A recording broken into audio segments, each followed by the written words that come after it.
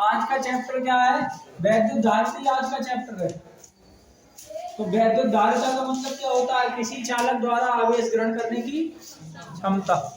बस इतनी लाइन में आंसर है। वैद्युत धारिता क्या होती है? क्षमता होती है। और क्या करने की क्षमता होती है? वैद्युत आवेश ग्रहण करने की। तीन शब्दों में इसका अर्थ है आवेश ग्रहण करने की क्षमता। आवेश ग्रहण करने की क्षमता। ठीक है। अगले में आते हैं संधारित्र। तो वैद्युत धारिता का संधारित्र से क्या संबंध है?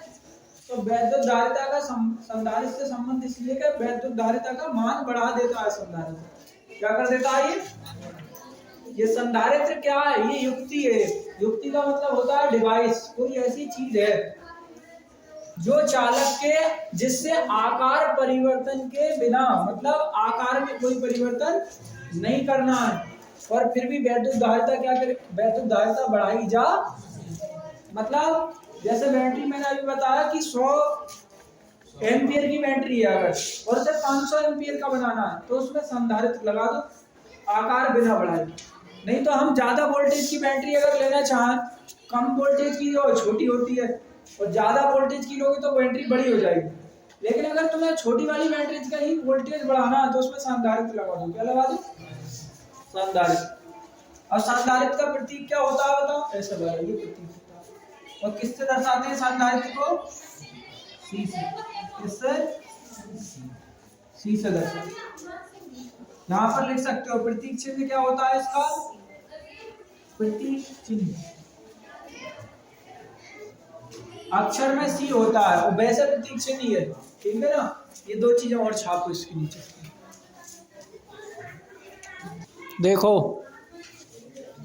अगला है वैद्युत धारिता की परिभाषा और अभिधारणा। अभी भी वैद्युत धारिता की परिभाषा लिखिए, लेकिन शब्दों में लिखिए। कैसे लिखिए? और अब परिभाषा जो लिखी जाएगी ना वो सूत्र के हिसाब से सिद्ध करके लिखी जाएगी। किसके हिसाब से? सूत्र के हिसाब से। तो पहले तो तुम ये समझो जैसे वैद्युत, जैसे अगर हम कहें तो कोई वस्तु गर्म है तो उसे अगर और ज्यादा हम ऊष्मा देते हैं और गर्म करते हैं तो उसका टेम्परेचर और ज्यादा बढ़ जाता है। पानी किसी बर्तन में होता है और उसमें पानी डालते हैं तो उसका ताल ऊपर हो जाता है। ठीक है नहीं? अगर हवा कहीं से निकल रही है तो तुमने और हवा, मतलब ट्यूब वगैरह से, तो ट्यूब में जितनी हवा है उससे ज्यादा हवा भरोगे तो वो भी मतलब इकट्ठी होकर वो और ज्यादा फैलने लगेगी। तो इसका मतलब ये है कि किसी राशि को अगर एक बार दोबारा बार बार स्टोर किया जाता है ना तो वो बढ़ती है। वैसे आवेश का मामला कि किसी भी चीज पर अगर कोई आवेश होता है उसे बाहर से और आवेश दिया जाता है तो उस चीज का आवेश और ज्यादा बढ़ जाता है। जैसे अगर तुम मान लो कि ये बैटरी का चित्र है,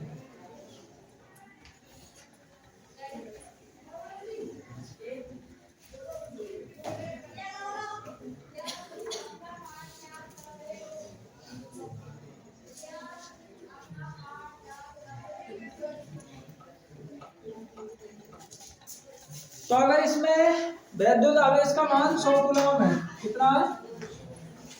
तो अगर इसमें 50 कूलम और तुम एंटर करा दो, 50 कूलम और चार्ज करा दो, 50 कूलम आवेश और दे दो तो इसमें मिलाकर 150 हो जाएगा। कितना हो जाएगा? 150। दोनों को मतलब तुम जोड़ोगे तो इससे क्या समझ में आ रही बात? तो इससे बात ये समझ में आ रही कि जैसे जल है, जैसे ऊष्मा है, या जैसा और कोई पदार्थ होता है जो मिलने पर बढ़ जाता है, क्या हो जाता है? सेम उसी की तरह आवेश भी है। तुम कहोगे कि ये बात किताब क्यों बार बार बोल रही है? क्योंकि आवेश एक ऐसी चीज है वो आंखों से दिखाई नहीं देता, इसलिए उसे केवल फील करना पड़ेगा। आवेश क्या है कि खुली आंखों से दिखाई नहीं देता। अरे जो लड़ाई होगी उसी को बुला लो बस।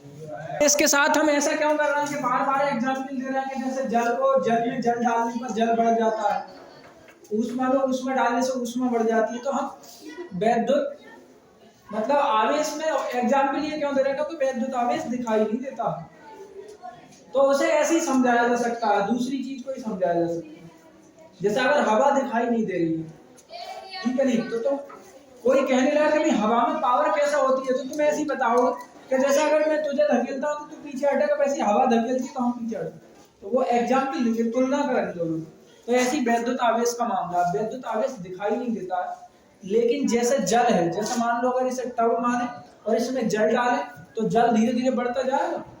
वैसे वैद्युत आवेश का मामला है कि अगर ये बैटरी है और बैटरी में हम बाहर से वैद्युत आवेश देते रहें तो धीरे धीरे इसमें वैद्युत आवेश ज्यादा होता रहेगा। और जब ये बैटरी फुल भर जाएगी तो ये फुल चार्ज हो जाएगी, क्या हो जाएगी, और फिर इसे हम करंट देंगे तो इसमें कुछ फायदा नहीं होगा, ये करंट को एब्जॉर्ब भी नहीं करेंगे। सही है। अब लिखते हैं, लिखो, तुम भी लिखो, हम यहाँ लिखते हैं।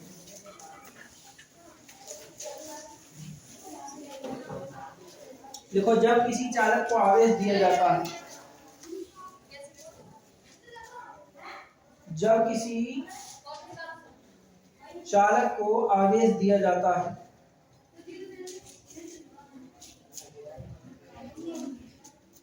जब किसी चालक को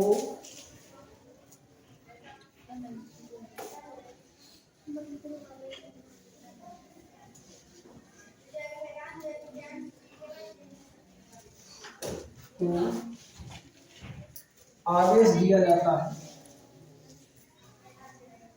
आवेश दिया जाता है तो उसका वैद्युत आवेश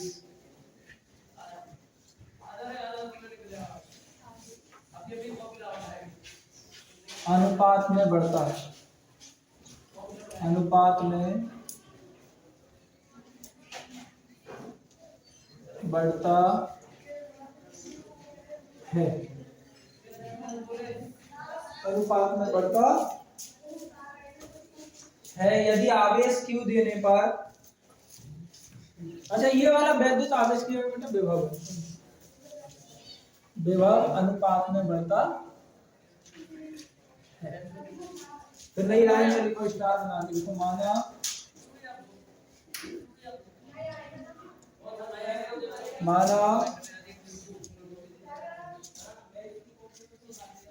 Q आवेश देने पर, माना Q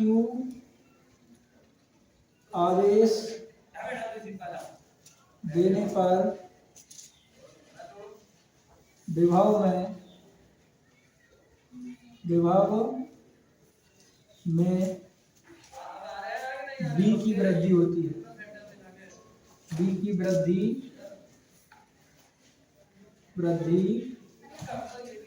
होती है, वृद्धि होती है तो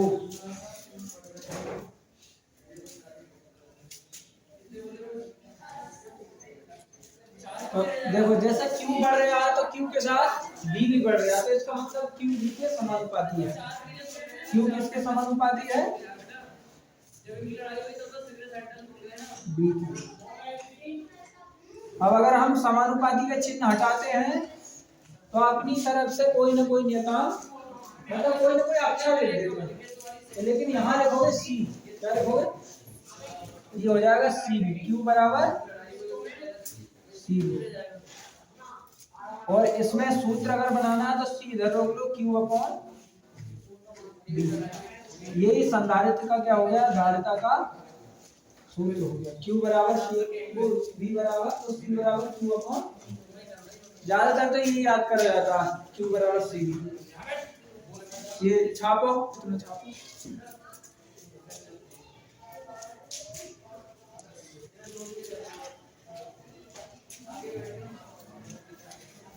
अब यहां हम लिख देंगे कि C एक नियतांक है, C एक नियतांक है जिसे धारिता कहते हैं, जिसे धारिता कहते हैं। और इसका मात्रक इसका मात्रक फेरेड होता है। क्या होता है? फेरेड होता, इसका मात्रक फेरेड है तथा एसआई मात्रक,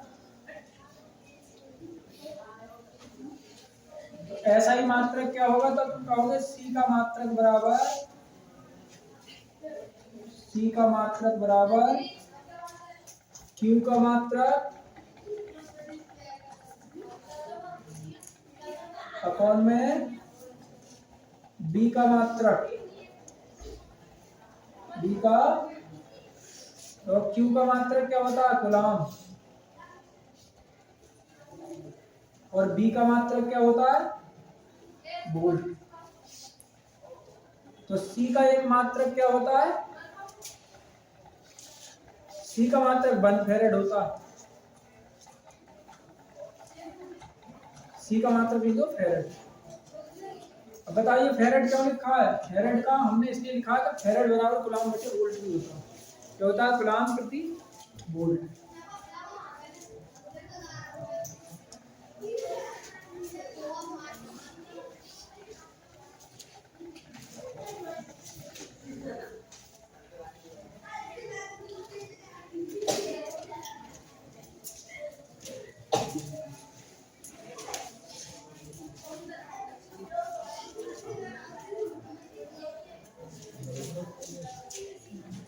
अब इसकी क्या सिद्ध करनी है? विमा सिद्ध करनी है। मिटा दें इधर का।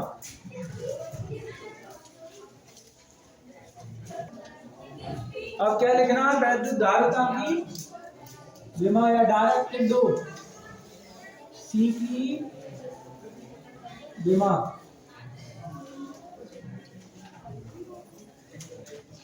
अरे शांत हो जाओ। सी की विमा बराबर, तुम कहोगे क्यू की विमा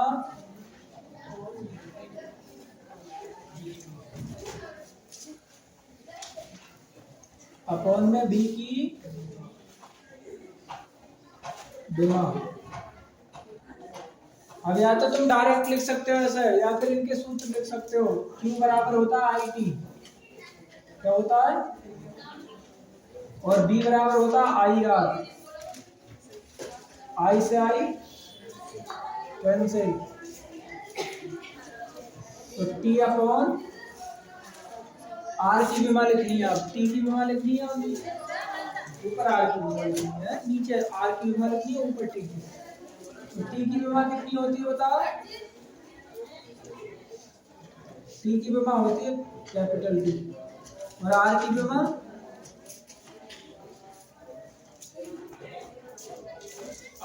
कितनी होती है?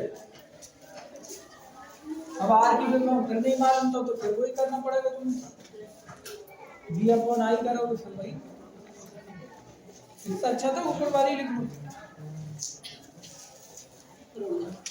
क्योंकि आर की विमा तो निकालनी पड़ेगी। तो इसी की लिख लो बेटा डायरेक्ट। क्यू की विमा क्या होती है? तो क्यू की विमा होगी आई टी मतलब ए टी, ये हो गई क्यू की विमा। और वोल्ट की विमा क्या होती है?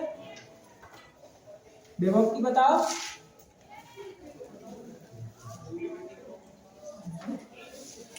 अरे जूल की गुलाम थोड़ी होगी इसकी विमा से।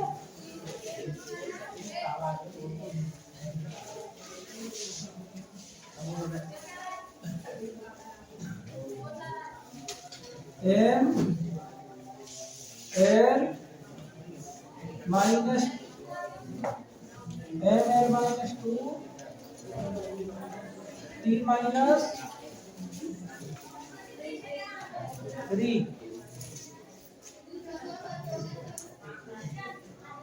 ए माइनस 1। देखो ये होती होगी लगभग इसकी विमा। अब ये ऊपर आएगा तो एम के ऊपर लग जाएगी माइनस की 1,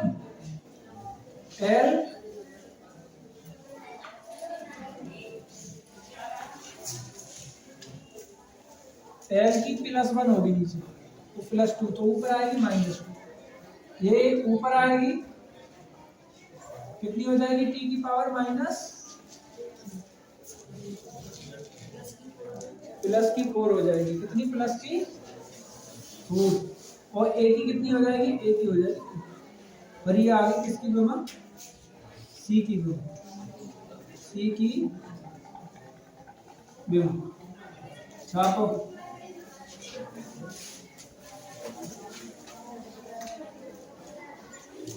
बाकी बोल्ट की विमा अगर तुम्हें बहुत निकालनी है ना, तो यहाँ बोल्ट की विमा ऐसे निकाल सकते हो, बी की विमा। बी बराबर क्या होता है बताओ, डब्ल्यू अपॉन, मुझे यहाँ रखूंगा अगर, तो Q upon W upon Q, ये ऊपर चला जाएगा, तो क्यू स्क्वायर मतलब इसका स्क्वायर, ए टी का स्क्वायर, डब्ल्यू की विमा होती है M L square minus T minus 2, ये होती है। लगा दो ऊपर से, वही आंसर आ जाएगा। M minus 1 L minus 2 T minus T और ए, ये दूसरा सेकंड मेथड।